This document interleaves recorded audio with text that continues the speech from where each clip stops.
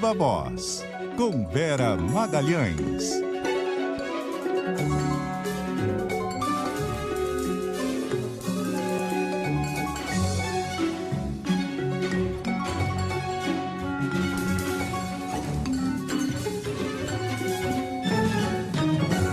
Viva Voz, Vera Magalhães, boa noite.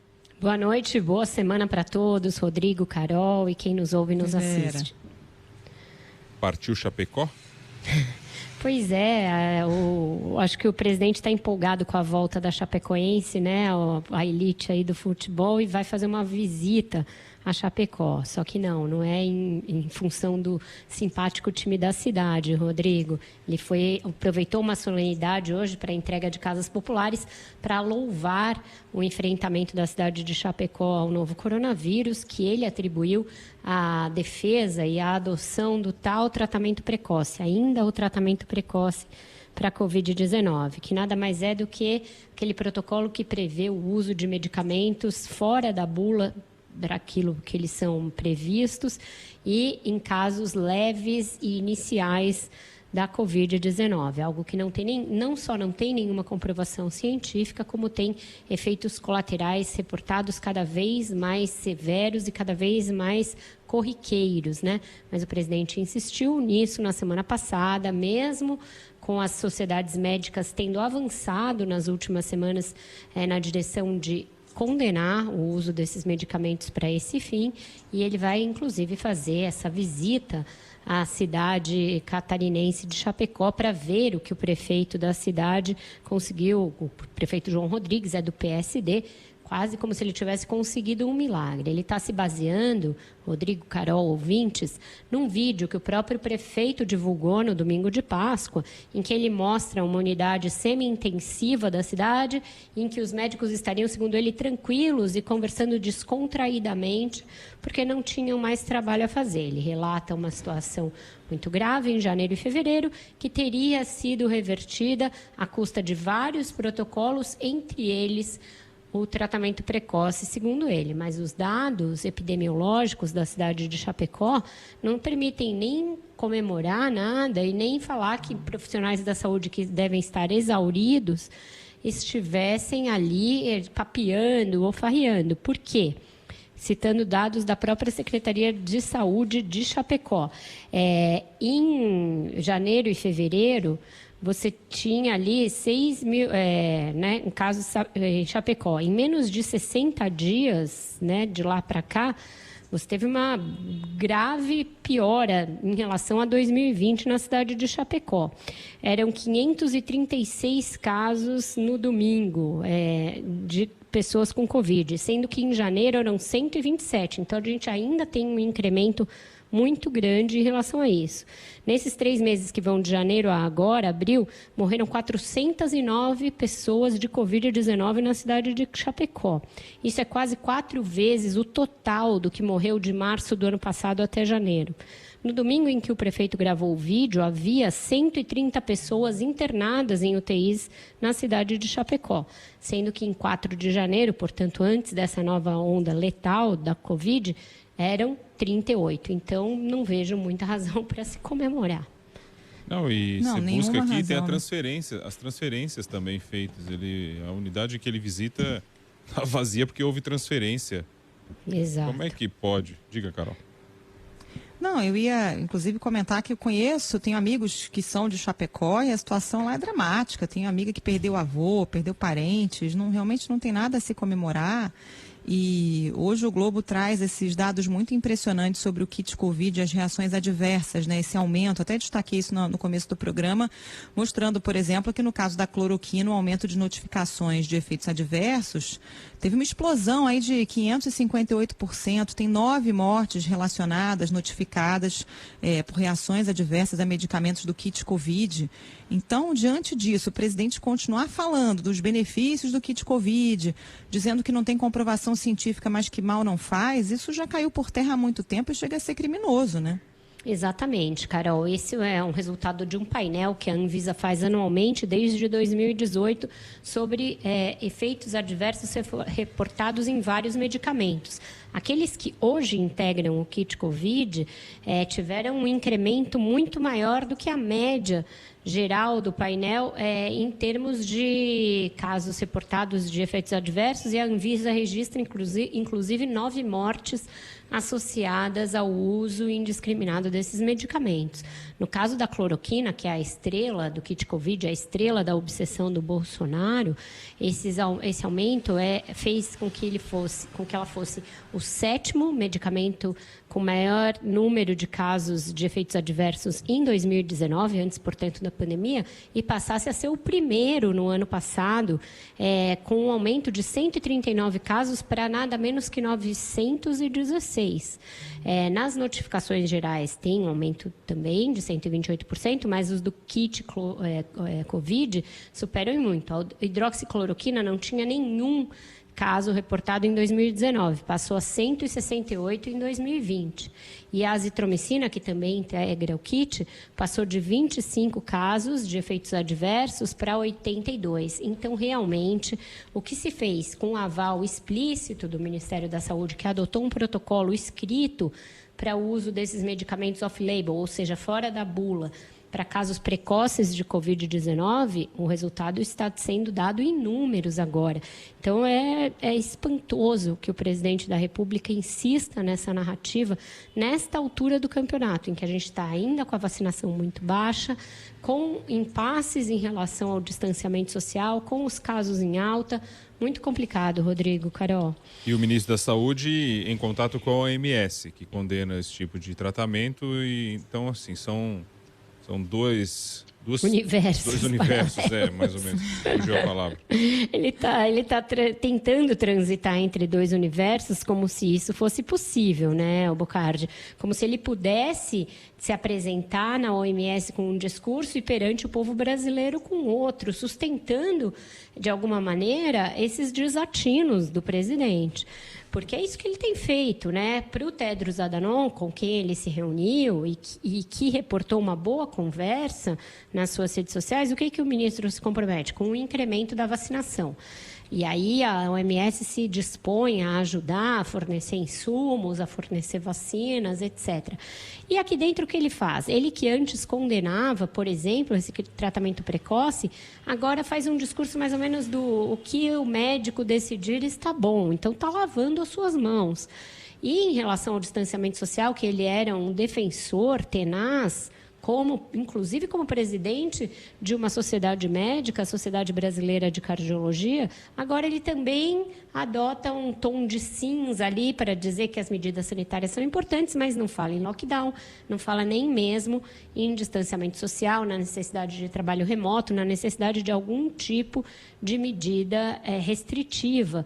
Então, o ministro está sendo, no mínimo, omisso em relação ao que se espera de uma gestão de saúde baseada em dados, evidências e em protocolos científicos. Ele está condescendendo com essa narrativa insistente do presidente Jair Bolsonaro, que já desagradou, inclusive, os presidentes da Câmara e do Senado. E os especialistas não veem esse otimismo todo na aceleração da vacinação, né, Vera? A manchete de hoje do Estado de São Paulo também ouviu vários especialistas dizendo que a vacinação dos prioritários só deve ser concluída em setembro. O Dr. Dimas Covas, do Butantan, vai nessa mesma linha, né? Dizendo que com o pé no chão até o meio do ano você vacina provavelmente quem tem mais de 60 e avança um pouco ali na faixa dos 50, mas também não consegue dar conta de todo mundo que é prioritário. Então, que aceleração de vacinação é essa, né? Acelerou um pouco em relação ao que vinha, que era quase nada, era muito residual, né? A gente tinha uma média de 200 a 300 mil pessoas sendo vacinadas diariamente e na semana passada conseguiu um pico de 1 milhão. Mas esse pico é sustentável, Carol? Nós não sabemos. A Fiocruz não está conseguindo entregar a quantidade de vacinas que ela contratou.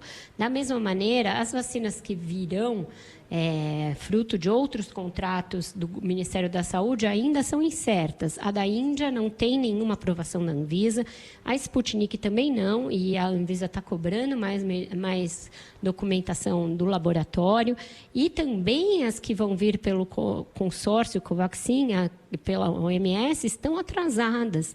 Então, a gente tem atraso em várias das nossas frentes abertas tardiamente para a aquisição de vacinas.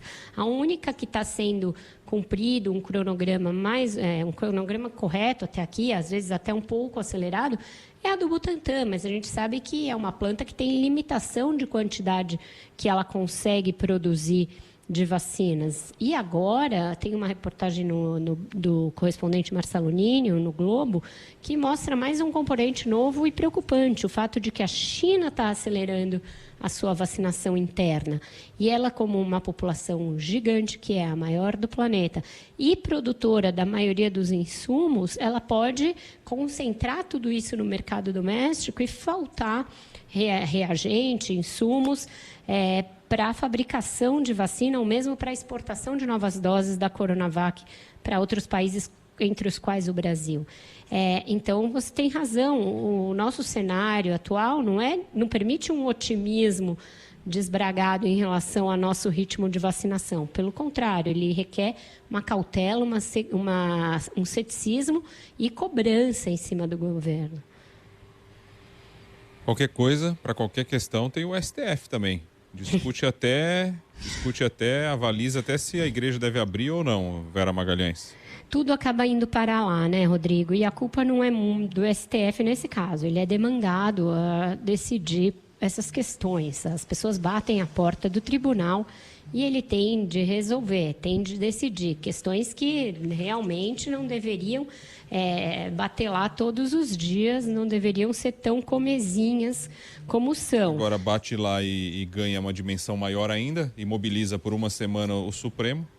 O que acontece é que as decisões acabam sendo individuais, monocráticas e muito contraditórias entre elas, né? Você tem um sistema, e aí é um sistema absolutamente burro, ineficaz e que joga na confusão, que permite que você vá e ajuize uma série de ações e elas vão caindo por roleta russa, por sorteio com vários relatores. Foi o que aconteceu nessa questão dos cultos, né? Primeiro caiu com o ministro Gilmar Mendes uma ação do PSD contra os decretos especificamente de São Paulo para a realização de cultos. O que aconteceu? A Procuradoria-Geral da República e a Advocacia-Geral da União foram lá e reforçaram essa ação, tentando dar a ela um caráter geral para o Brasil todo. O ministro Gilmar recolheu os flaps e decidiu não decidir a tempo da Páscoa, para evitar justamente que os templos abrissem.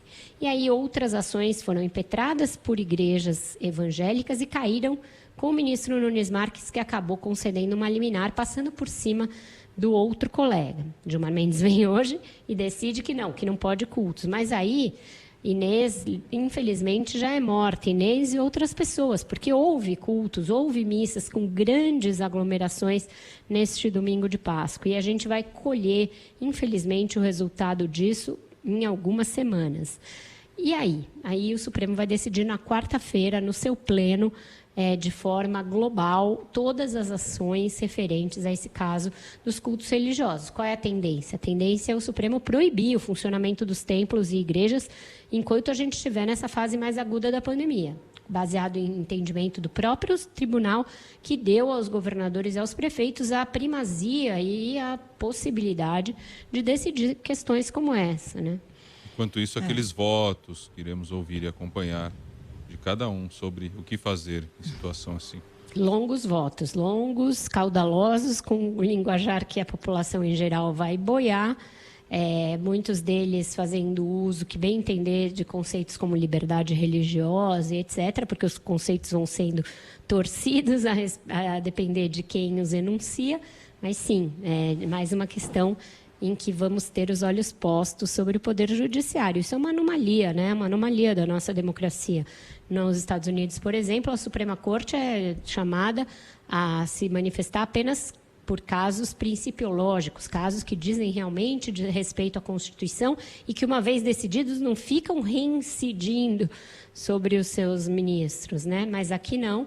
Aqui a gente tem essa mania que você muito bem apontou, de bater na porta da Corte Suprema do país a qualquer dor de cabeça, a qualquer resfriado. Imagina numa situação grave como essa de uma pandemia, né? Agora, Vera, tivemos dados novos aí de popularidade do governo, né? Saiu pesquisa da XP mostrando que continua derretendo a popularidade do presidente Jair Bolsonaro, né? Continua derretendo, Carol. A pesquisa mostra um agravamento da rejeição do presidente em relação ao seu levantamento anterior.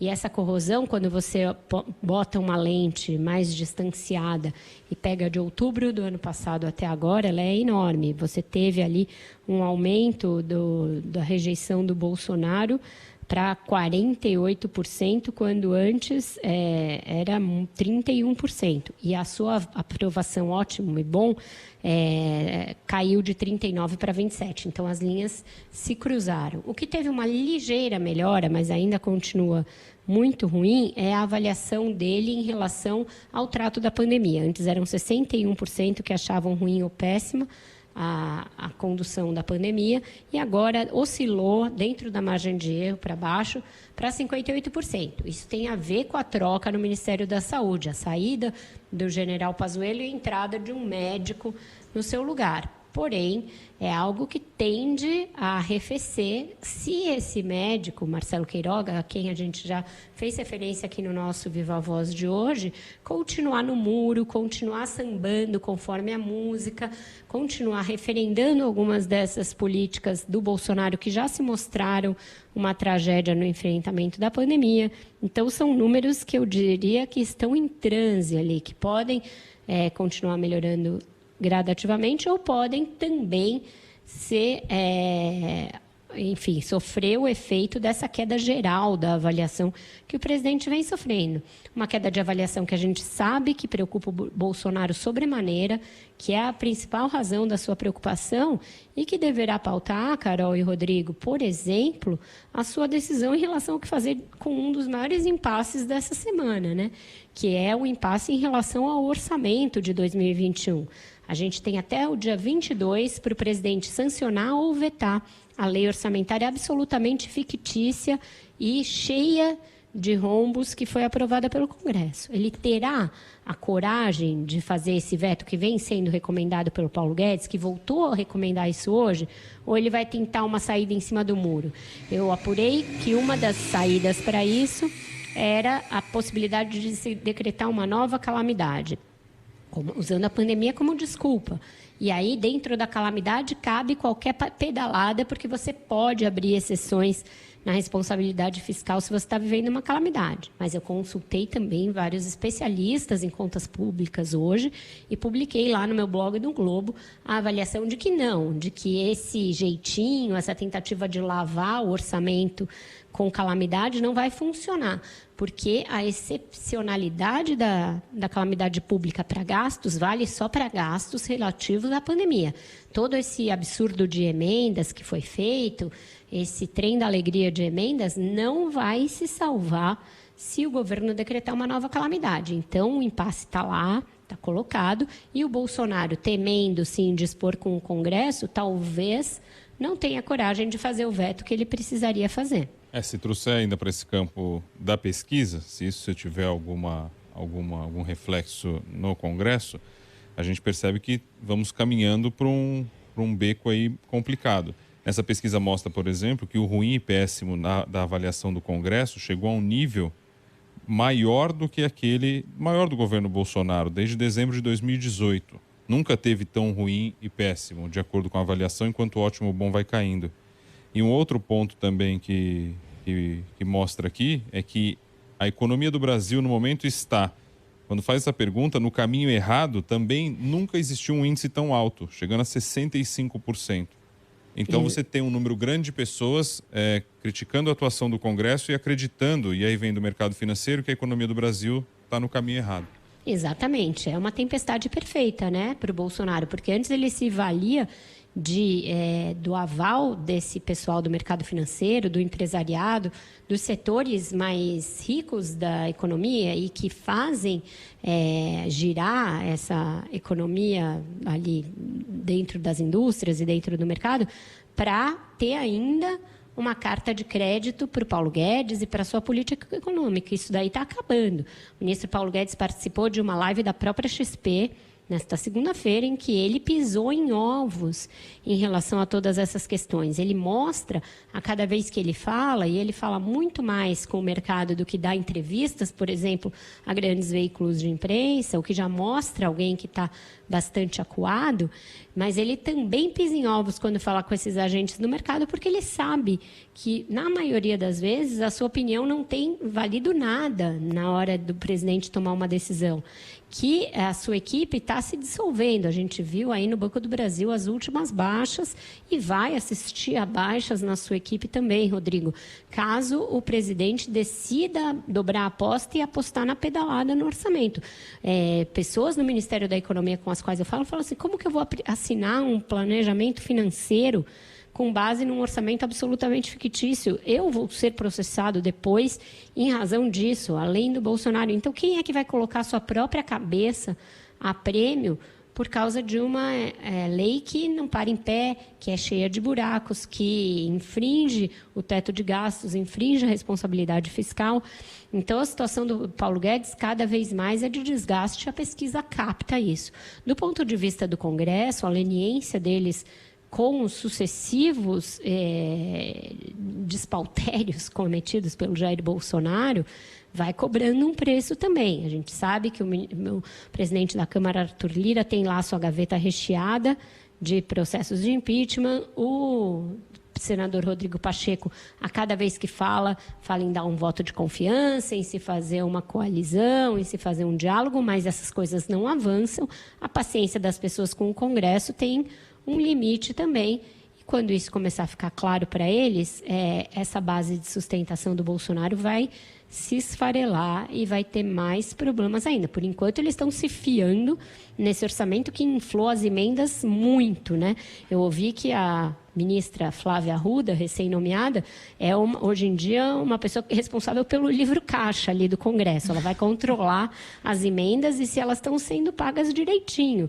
Enquanto isso acontecer, tudo bem. Quando não acontecer mais, não sei que base vai ser essa, Rodrigo. Botar a bala na boca da criança e depois tirar, aí é que o bicho pega. A criança que chora, né? A gente chora, a criança faz o que for.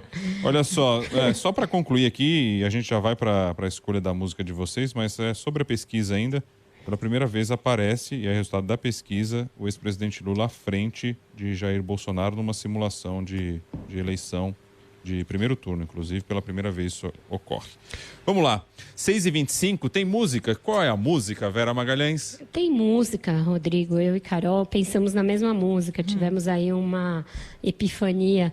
Porque é isso, né? A gente vem discutindo isso desde a semana passada, a necessidade ou não de você ir a um templo, ir a uma igreja para manifestar a sua fé, para exercer a sua fé, para falar com Deus em última instância.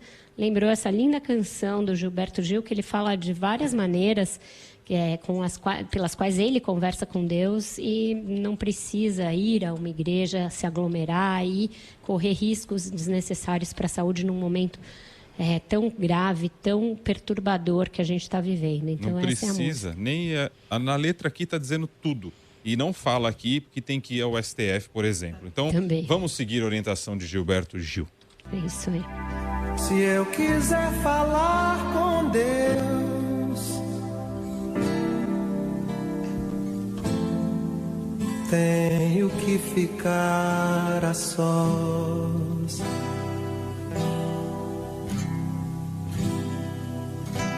Tenho que apagar a luz.